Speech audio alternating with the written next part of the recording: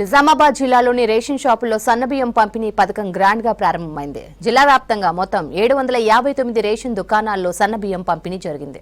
తెల్ల రేషన్ కార్డులు, అంత్యోదయ కార్డులు ఉన్న కలిపి 4,03,025 కార్డులు ఉన్నాయి. అలా 12 లక్షల మంది లబ్ధిదారులకు సన్నబియ్యం పంపిణీ జరుగుతోంది. ఇదే అంశంపై మరిన్ని డీటెయిల్స్ రజనీకాంత్ అందిస్తారు.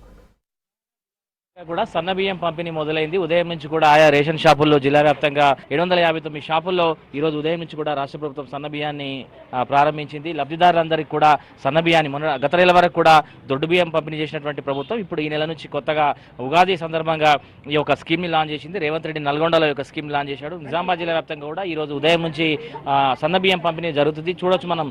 ఇట్లా సన్నబియ్యం పంపిణీ మీకు ఏమనిపిస్తుంది? సన్నబియ్యం ఇస్తే మంచిదే కదా సార్. అమ్మ తీసుకురావా?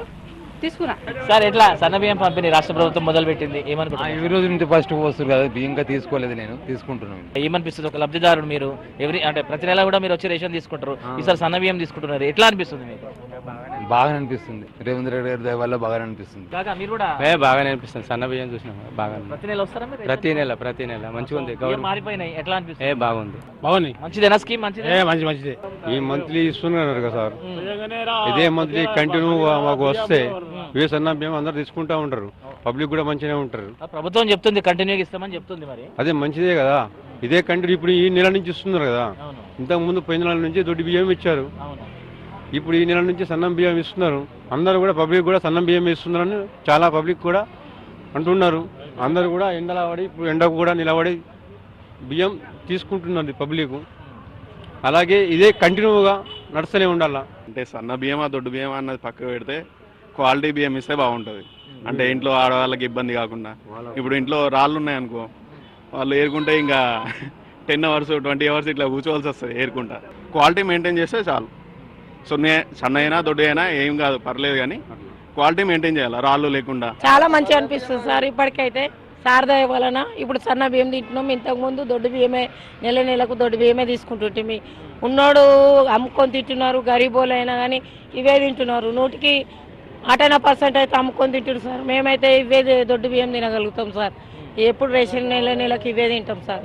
ఇక గరీబోడు అయితే ఇక కొనే శక్తి లేకుండా సన్న బియ్యం ఇస్తున్నారు, మరి ఎట్లా ఉంటుంది? ఇప్పుడు ఎట్టి పరిస్థితి మంచి సార్ దయ వలన అందరు కడుపు నిండా తినగలుగుతారు సార్. మాట్లాడదాం. డీలర్ కూడా ఉన్నారు. ఎట్లాంటి స్పందన వస్తుంది, ఏం చెప్తున్నారు, జనం ఏం మాట్లాడుతున్నారు? అమ్మ చెప్పండి, ఎట్లా సన్న బియ్యం అనేసరికి ఎట్లా రెస్పాండ్ అవుతున్నారు? వాళ్ళైతే చాలా హ్యాపీగా ఉన్నారు సార్. ఇదే కంటిన్యూ అయితే కనుక చాలా యూస్ఫుల్ అవుతుంది అందరికి. సో అంటే గతంలో కొంచెం ఈ దొడ్డు బియ్యం వచ్చేసరికి బయట అమ్ముకున్నారని ఒక చర్చ జరిగింది. సో ఇప్పుడు అట్లాంటి పరిస్థితులు ఉంటాయమ్మా? ఉండకపోవచ్చు, ఎందుకంటే వాళ్ళు తినడానికి సన్న బియ్యమే వస్తున్నాయి కాబట్టి అమ్మడం తగ్గుతుండొచ్చు.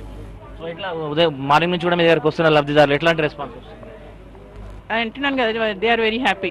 లబ్ధిదారులు కూడా చెప్తున్నారు, ఇట్లా సన్నం బియ్యాన్ని 1 నెల 2 నెలలు ఇచ్చి వదిలేయకుండా నిరంతరం ఈ ప్రక్రియ కొనసాగిస్తే బాగుందనే విషయాన్ని కూడా మీరంతా చెప్తున్నారు. కెమెరా పర్సన్ రాజేష్తో రజనీకాంత్, V6 న్యూస్, నిజామాబాద్ నుంచి.